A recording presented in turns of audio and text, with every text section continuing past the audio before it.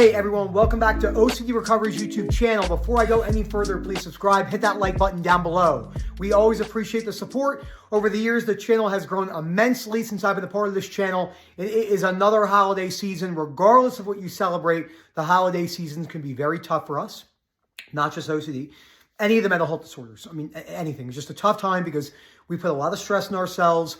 There's a lot of misinformation on social media, which is the modern day newspaper, these big podcasts about, oh, you have to enjoy the holidays and putting all this pressure about it's got to go just the way you want it. It's why I always say it's interesting. We want weddings, for an example, to be the best day ever, but it ends up being a really bad day for many people because specifically a lot of wives, but many people, but wives specifically that I know have put a lot of pressure on themselves on those days, and they end up not enjoying it, OCD or not, because they're so stressed out, not pleasing everyone and stuff like that. It's just really bad because societal beliefs are very rigid. People don't really understand belief systems when it comes to unconditional acceptance, so it's understandable why people put that pressure, and the holidays are no different. So we are putting up the tree, and yes, Erica is the type of person, we have opposites. She wants to put the tree up the day after Christmas, the day after Halloween, and I like leaving the tree up until I come back from Ultra at the end of March, which drives her completely nuts. So we have this opposite end of the spectrum.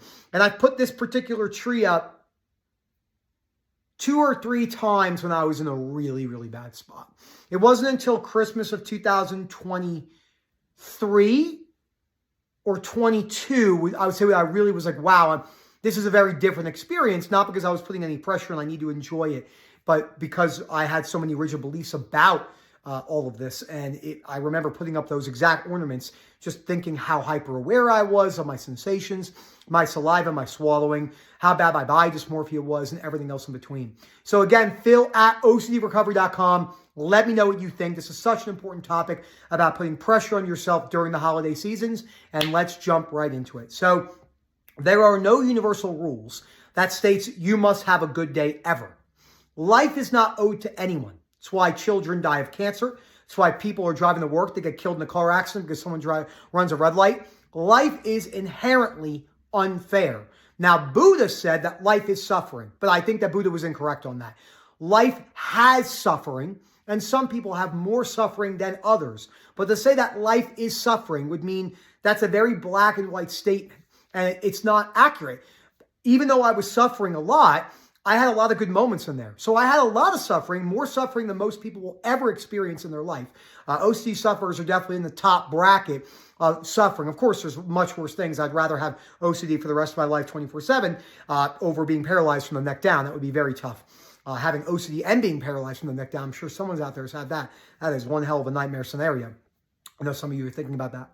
You have health anxiety, but it's important to be able to hear all these different triggers. And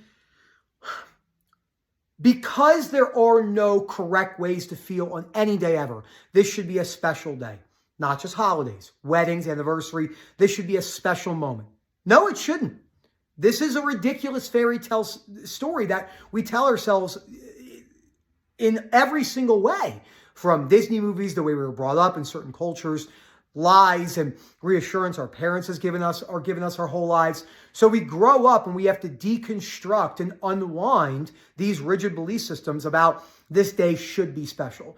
Nobody and no day owes you anything. George Carlin, the late comedian who died in 2008, put it the best. When you think you're special, just go to Pompeii and look at the people who are frozen after the volcano erupted. Think about any natural disaster when people wake up and they go, oh, today's going to be a good day. And there's a F5 tornado in Oklahoma and it wipes through a neighborhood and kills a bunch of people. That's just tragic. Sympathy and empathy is very important. Compassion for your fellow citizens. But it's just the way the world is. And it's going to be like that forever. Forever and ever and ever. And the more rigid that we get as a society, because of social media, there'll probably be more outlashes of violence, more rigidity in thinking, more altercation. So it's more than likely just going to get worse.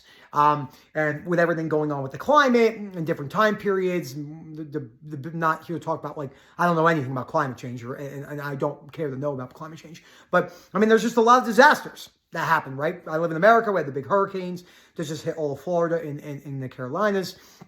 and killed quite a few people. Nepal is always getting hit with mudslides. I mean, I only know about Nepal stuff because I like hiking, so I look at the stuff about there and like the Everest range and stuff like that, and I want to go do base camp Everest. So you think about these type of things, and you're thinking to yourself, it shouldn't be this way. I should be able to enjoy putting my ornaments up on the Christmas tree. You should not. That's where you go wrong. So when you're looking at the holidays, the most important thing to remember is the pressure that you're putting on yourself. Like I said, okay? So the belief system is, I must enjoy my holidays. This is a special time for me, and I should be relaxed. You're in big trouble if you have that. You have to learn to accept that you might have a couple holiday seasons where you feel really fucked up, really bad. A lot of anxiety, groinal responses, depression, guilt, shame, not being able to connect, not having the concentration you want, not having the presenteeism that you want, being there with your family that you... I saw a wild statistic where, like, take my mom for an example. My mom's 68. She just turned 68. She lives till 90. I might only see my mom 20 to 30 more times my whole life. That is wild because I only see her once or twice a year. When you don't think about it like that, but it's crazy. So you put that pressure. I don't see my parents that much, or this is a really special day for my children. You got to get comfortable with allowing your body and your brain and your symptomatology to throw anything at you, or your symptoms. Symptomatology means study the symptoms. Try to sound cool. Reverted back to trying to sound cool. Sounded like an idiot. That is so funny. So you got to let those symptoms be there and disrupt the day as much as needed. And then afterwards, when you're calmer, okay, for the most part, maybe a couple weeks after the holidays, when you're doing some of your more disputing, you could sit down and look at those rigid beliefs that you held on the holidays. And again, this goes for everything. This isn't just Christmas. It's Christmas, Hanukkah, any of the holidays in Islam or the Muslim culture, which I know nothing about, but I cannot wait to go to the Middle East. I'm very excited for the hospitality. I absolutely want to go over there and travel and see everyone. Dubai will probably be the first place I go to see Momin and Rob. And this goes for the holidays, the anniversaries, the weddings, any type of big event, your children graduating from high school, your children graduating from college, and maybe you paid for their tuition. My gosh, you put so much extra work into being able to pay for them to have a good life. I can't even enjoy it, etc. So it's the pressure that you put on it. Practicality-wise, you have to learn, as I said, to feel like shit without solving anything. Now, that's going to be a very hard thing. You're more than likely not going to get this correct. Mental review and mental solving is one of the #1 compulsions that people give into. So you're going to have to get really comfortable with allowing yourself to feel whatever. I have no expectations in my life. I have a lot of goals, a lot of desires, and naturally it's hard to have 0 expectations because it's probably inhuman. But I have very little expectations. Because I have very little expectations, if something goes wrong in my life, which it does all the time, 24/7, coaching OCD, I own my own business, waking up early, going to the gym, life in general, kids are coming next year.